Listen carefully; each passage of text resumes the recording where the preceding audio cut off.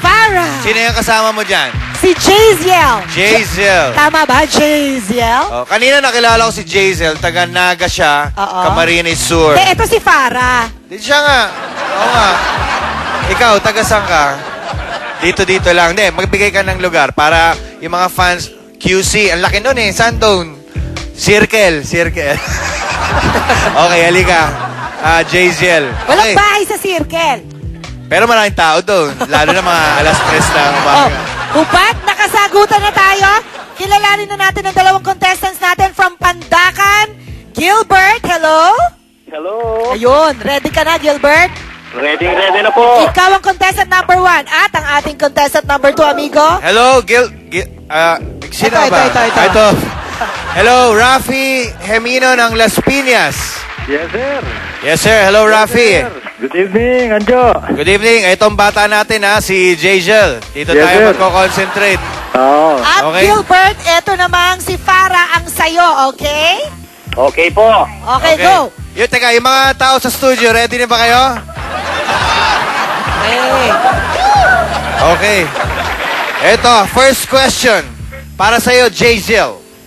Totoo bang si Osang ang dahilan kung bakit nasuspinde ang ibang show sa kabilang istasyon? Totoo o hindi totoo? Totoo yun! Si Osang ba ang dahilan? Ano, totoo hindi, Gilbert? Totoo po. Si Rafi. Totoo po.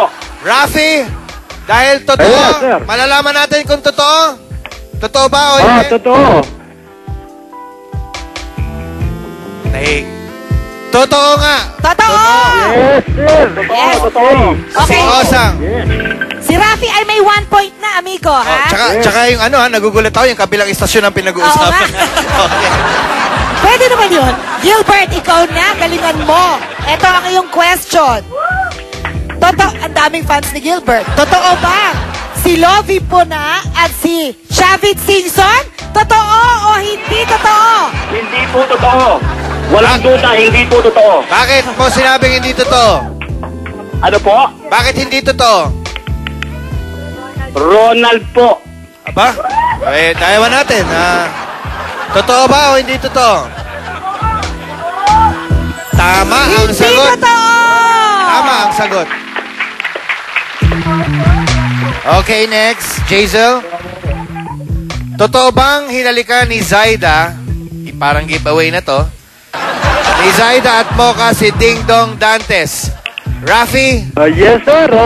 Totoo. Hindi totoo. Totoo. Sino ba yun? Si Rafi lang.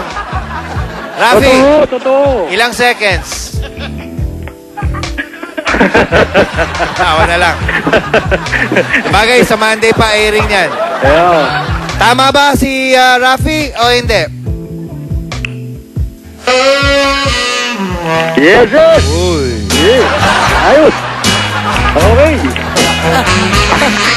Okay ba? Okay? Okay ba yung bata natin? Okay Pwede ikaw na magbasa nito? Sige. Ako ang babasa nito next, Gilbert. Opo. Totoo bang buntis si Eugene Domingo kay Mr. C? Kaya siya pumunta sa Amerika. Totoo o hindi totoo? Hindi po totoo. Walang duda. Hindi po totoo. Hindi si Mr. C. Hindi si Mr. C. Hindi po. Kay kanino? Ikaw! Ikaw po, ikaw.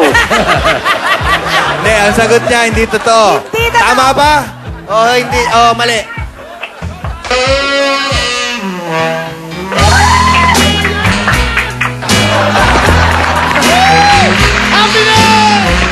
Happy. Alam mo, ang daming humahanga sa'yo, Iha. Pati yung mga bakla nagsisigawan. Ang lakas na sigaw ng bakla. Ano nangyari?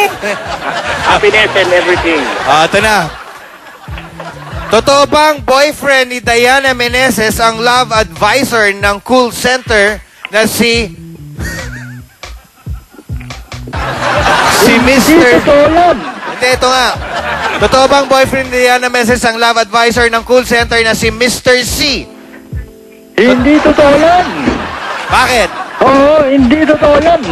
Bakit? Sino ang girlfriend ni Diana? Boyfriend. Boyfriend. Boyfriend. Sino?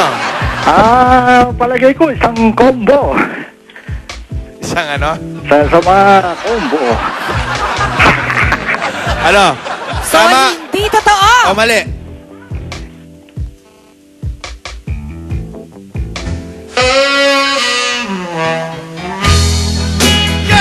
Yes! Yes! Sexy! Sexy!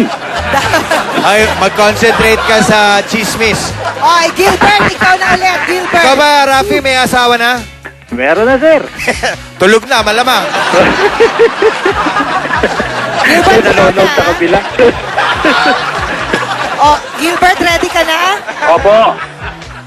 Totoo bang magkakaroon si Mami Junicia ng bagong telenovela? Totoo o hindi totoo? No? Totoo. Ano ba? Totoo o hindi totoo? Hindi totoo. Walang duda. Hindi totoo. Hindi totoo?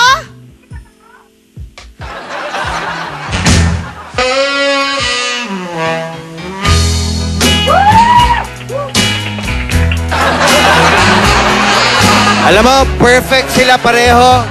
Pero ang naunang sumagot ay si Rafi. Kaya congratulations, Rafi. Thank you, ha? Yes, sir.